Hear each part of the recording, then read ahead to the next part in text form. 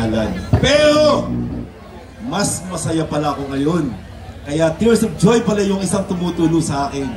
Dahil may bago na tayong pag-asa sa bayan ng Infanta sa pangunguna po ng ating minamahal na bagong Mayor, L.A. Ruanto! Kasama siyempre ang ating napakagaling Pastor Manny America.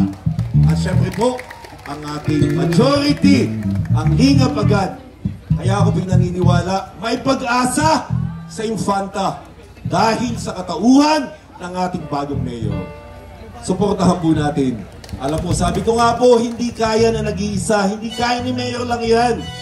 Pag pinagbuklod-buklod ang ating mga, ang tayong lahat, may pag-asa. Kaya magsama-sama po tayo, laban natin ito, laban ni Mayor Ruanto ito, laban ng Infanta ito. Maraming salamat po.